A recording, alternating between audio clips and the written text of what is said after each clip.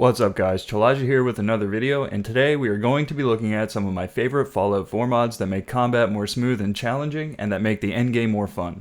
These mods certainly aren't exclusive to the endgame, but they are extremely useful for making things a little more challenging once you do get to a higher level. I've also included some quality of life mods that I use on almost every playthrough, like Quick Trade Redux. And before we get into specific mods, I want to talk about one thing that I do to make the game harder. Just don't use VATS. You can replace it with a mod like Bullet Time, but what I like to do is disable the VATS hotkey on my keyboard. If I'm playing with a controller, I just turn off the left bumper via Steam. Not having access to VATS or Bullet Time will drastically affect your playthrough, play style, and will have you preparing much more for combat and travel. So the first mod we have today is SKK Settlement Attack System. This is one of many amazing mods created by SKK50. Before I get into it, I just want to say that you guys should check out his uploads on Nexus. He has mods that can add a lot to any playthrough. SKK Settlement Attack System adds settlement attacks that will keep you busy and sweating from anxiety, even if you are not playing on survival mode. The holotape lets you set several parameters. The main menu lets you toggle the attack system on or off, set the interval of time between attacks, the attack strength, attack difficulty, and the settlement patrols toggle. The settlement patrol toggle will summon faction-aligned troops to defend your settlements. It also comes with an attack now toggle if you want to have a major gunfight without waiting for the attack to trigger naturally. The settings menu lets you assign the factions to workshops, along with many other options. And finally, the factions menu allows you to have faction relations either ignored or respected, and allows you to choose which factions are enabled or disabled for the raids on your settlements. You can really dial this in to fit your style of playing, but it may take a few settlement attacks to get a feel for what really fits your playthrough. If you are playing on survival, you may want to start with the weaker settings and go up from there. When you set the difficulty and strength to max, you get absolutely insane gunfights. They're probably some of the most insane gunfights that I've ever had in Fallout 4, and I play a lot of war mods and spawning mods. On this particular save, I'm playing with better locational damage, which makes battle much more difficult and scary. Let's get into that mod actually. There are many pathways you can take with Fallout 4 to reduce the bullet sponge effect that both you and the enemies have. You can download multiple mods, each would affect a different mechanic, but better locational damage is a really nice all-in-one solution. It's integrated with the mod configuration menu and lets you set many factors that change the game's immersion and difficulty. It allows you to enable or disable stagger and bleeding, and to set the rarity of drops in the level list. You can set it so that stim packs and ammo are everywhere and drop on enemies all the time, or you can make the wasteland extremely scarce. Bleeds make combat much harder and require the use of bandages to slow them down, but I'm not running HUD framework on this load order, so you can't see it in the video. Bleedings and stagger are calculated on the location of the target that has been hit. Wearing armor on specific body parts can reduce the chance of either. Bandages are craftable at the chemistry station under healing, and there are two tiers. You have clean bandages, which cause you to restore more health and stops bleeds, and dirty bandages, which have the same effect but restore your health much more slowly. Scripted headshots are a huge part of this mod, with each enemy type requiring a different caliber to one-shot them with headshots, depending on the class of race that they belong to. Lower races include the bloatfly, bloodbug, stingwing, humans, ghouls, ratstags, and dogs. These can all be headshot with lasers and plasma ammo. Medium races include super mutants, mutant hounds, Brahmin, Mirelurk crabs, glowing ghouls, and humans that are wearing helmets. To successfully headshot these enemies, you will need .308, .44, shotgun shells, .50, Gauss, 45-70, or harpoons. Energy weapons do not work to one-shot medium races. Another feature that makes combat harder is NPC uses items. They will now heal wounds and buff with drugs when a fight breaks out.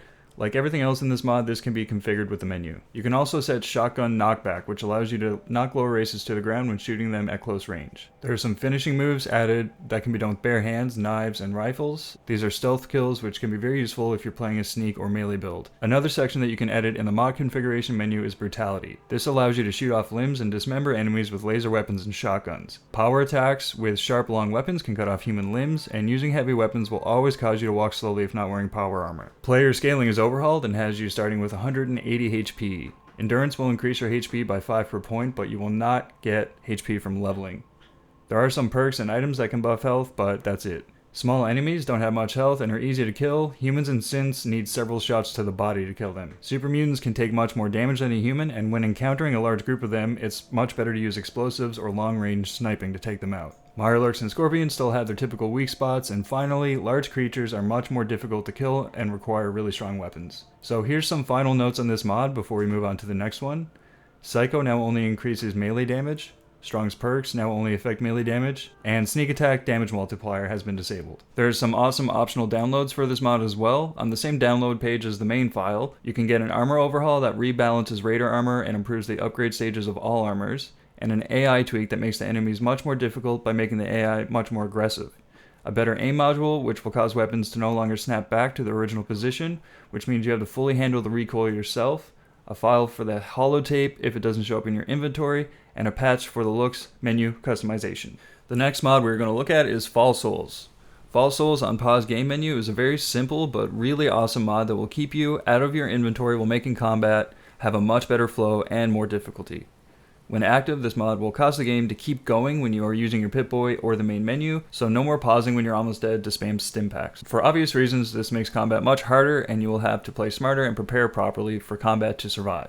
So next up we have the wheel menu. The wheel menu is available for both Def UI and Fall UI, which gives you access to everything in your inventory with a simple push of a hotkey. The wheel menu is available for both Def UI and Fall UI and gives you access to everything in your inventory with a simple push of a hotkey. Why is this better than using a Pip-Boy? It's better because you get a clearly organized inventory that is easy to navigate without having to switch to the Pip-Boy screen. It's also very complementary with Fallsouls, and you can turn off the slow time effect to keep in line with the no pausing idea. You can set the complexity of the wheel menu when you're installing the mod, meaning how many categories there are and how much of the inventory you will have access to, and you can set the size of the wheel menu in the mod configuration menu. Okay, so going forward, we're going to look at some quality of life mods that I use on every playthrough, starting with third-person aim-down sights. Like many mods on this list, third-person aim-down sights is very simple but very effective.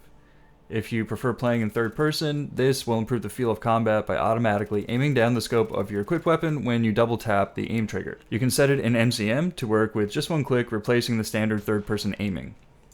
I don't personally have a preference on first or third-person perspective. In fact, I like to switch back and forth to keep things less boring. Next is Simple Weight Anywhere. This is another really good mod by SKK50. It's super lightweight and allows you to add a hotkey to trigger the weight function.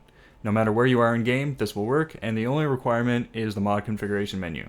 There are no quests or requirements to use it, and you can set the hotkey in MCM as soon as you load your game.